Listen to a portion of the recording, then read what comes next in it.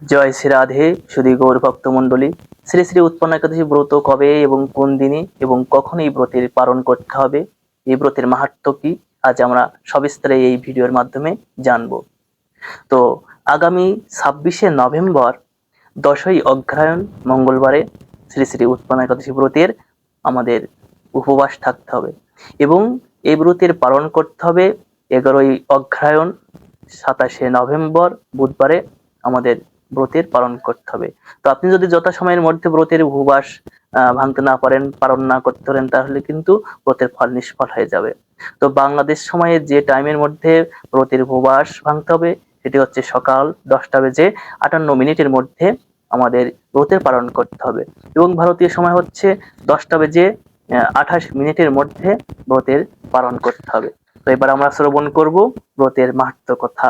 প্রত্যেক ব্রতের মাহাত্ম্য কথা ভগবান স্বয়ং শ্রীকৃষ্ণ যুধিষ্ঠির মহাশয়কে শ্রবণ করিয়েছিলেন, কিন্তু এখানে একটু ব্যতিক্রম হয়েছে। এখানে ভগবান শ্রীকৃষ্ণ অর্জুনকে ব্রতের মাহাত্ম্য কথা শ্রবণ করিয়েছিলেন। অর্জুন বলছেন যে, হে দেব, অগ্রহায়ণের পূর্ণ প্রদায়িনী কৃষ্ণপক্ষের একাদশীকে কেন উৎপন্না একাদশী বলা হয় এবং কি জন্যই বা এই একাদশী পরম পবিত্র ও দেবতাদেরও প্রিয়, তা জানতে ইচ্ছে করি। আপনি কৃপা করে আমাকে তা বলুন। শ্রী ভগবান বললেন, হে বৃথা পুত্র, পূর্বে সত্যযুগে মূর নামে এক দানব ছিল। অদ্ভুত আকৃতি বিশিষ্ট সেই দানবের স্বভাব ছিল অত্যন্ত কোপন।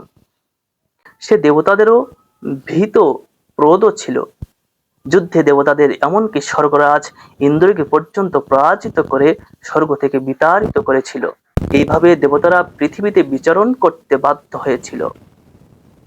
তখন দেবতারা মহাদেবের কাছে গিয়ে নিজেদের সমস্ত দুঃখ সবিস্তারে জানালেন।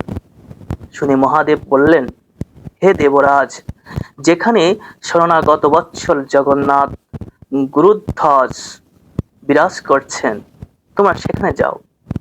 তিনি আশ্রিত জনের পরিত্রাণকারী, তিনি নিশ্চয় তোমাদের মঙ্গল বিধান করবেন।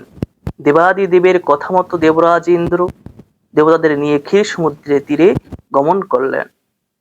জলে শায়িত শ্রী বিষ্ণুকে দর্শন করে দেবতারা হাত জোর করে তার স্তব করতে লাগলেন।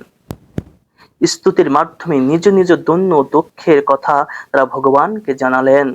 ইন্দ্রের কথা শ্রবণ করে ভগবান নারায়ণ বললেন, হে ইন্দ্র, সেই মূর দানব কি রকম, সে কেমন শক্তিশালী তা আমাকে বলো।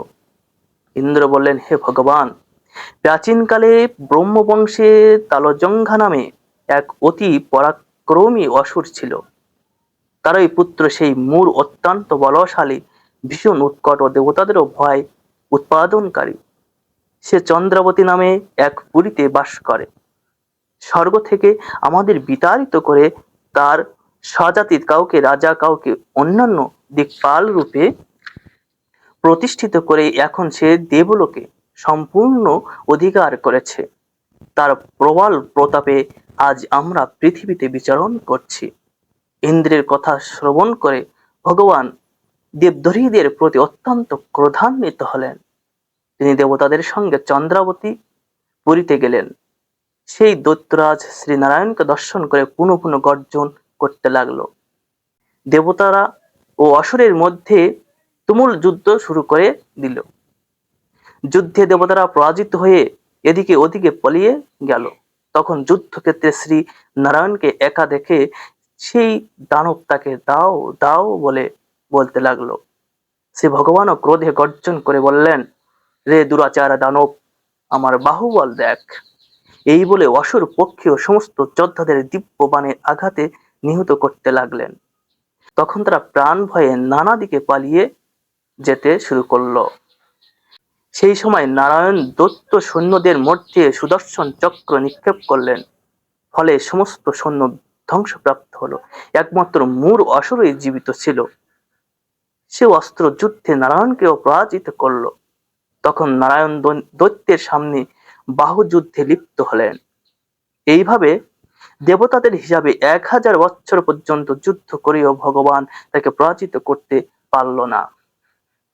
তখন শ্রীহরি বিশেষ চিন্তান্বিত হয়ে বত্রিকা আশ্রমে গমন করলেন। সেখানে সিংহাবতী নামে একটি গুহা আছে। এই গুহাটি একদ্বার বিশিষ্ট এবং 12 যোজন অর্থাৎ 86 মাইল বিস্তৃত। ভগবান বিষ্ণু সেই গুহার মধ্যে শয়ন করলেন।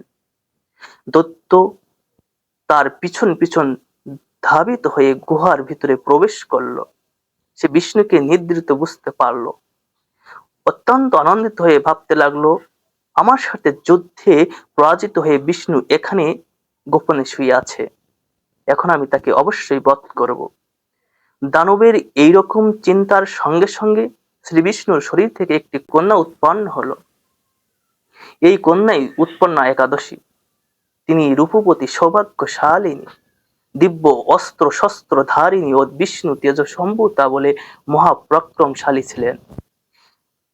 দৈত্যরাজ সেই স্ত্রী রূপিণী দেবীর সাথে তুমুল যুদ্ধ শুরু করলো।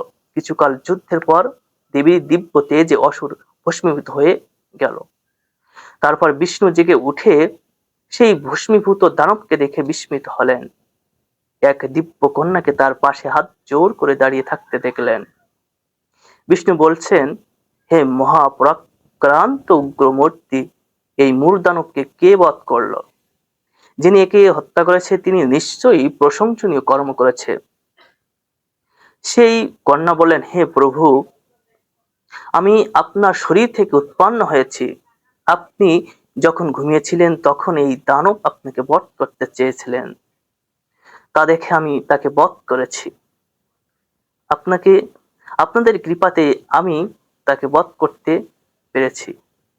একথা শ্রবণ করে ভগবান বলছেন, আমার পরাশক্তি তুমি একাদশীতে উৎপন্ন হয়েছ, তাই তোমার নাম হবে একাদশী।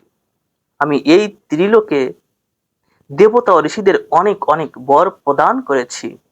হে ভদ্রে, তুমিও তোমার মন মতো বর প্রার্থনা করো, আমি তোমাকে তা প্রদান করব। একাদশী বলছেন, হে দেবেশ, ত্রিভুবনের সমস্ত সর্বত্র আপনার কৃপায় সর্ববিঘ্ন নাশিনী ও সর্বপ্রদায়িনী রূপে যেন পরম পূজ্য হতে পারি, এই বিধান করুন। আপনার প্রতি ভক্তি বশত যারা শ্রদ্ধা সহকারে আমার ব্রত উপবাস করবে তাদের সর্বসিদ্ধি লাভ হবে, এই বর প্রদান করুন। বিষ্ণু বললেন, হে কল্যাণী, তাই হোক। উৎপন্না নামে প্রসিদ্ধ তোমার ব্রত পালনকারীর সমস্ত ইচ্ছা পূর্ণ হবে। তুমি তাদের সকল মনোবাসনা পূর্ণ করবে, এতে কোনো সন্দেহ নাই।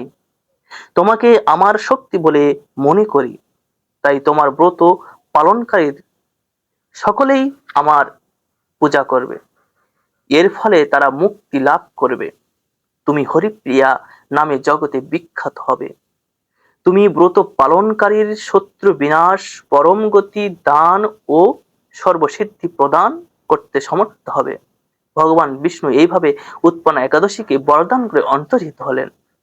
সমস্ত ব্রতকারী দিবারাত্রি ভক্তি প্রয়াণ হয়ে এই উৎপন্না একাদশীর উৎপত্তির কথা শ্রবণ কীর্তন করলে শ্রীহরির আশীর্বাদ লাভে ধন্য হবেন। তো এইভাবে আমাদের মাঝে একাদশী রূপে দেবী আবির্ভূত হলেন এবং সকলের দুঃখ নাশ করেছেন। তো বিশেষ করে আমাদের প্রত্যেক যে একাদশী ব্রত রয়েছে, আমাদের নিষ্ঠার সহিত ভক্তি সহকারে প্রত্যেক একাদশী ব্রত পালন করা উচিত। তাহলে কৃষ্ণ ভক্তি, কৃষ্ণ প্রেম আমাদের মধ্যে জাগরিত হবে এবং অন্যদেরকেও এই একাদশী ব্রত থাকার উৎসাহিত করা অবশ্যই প্রয়োজন। তো ভিডিওটি অবশ্যই ভালো লাগলে লাইক করবেন, কমেন্ট করবেন এবং অন্যদেরকে দেখার সুযোগ করে দিবেন। জয় শ্রী রাধে। সকলের চরণে দণ্ডবত প্রণাম জানিয়ে এখানে শেষ করছি।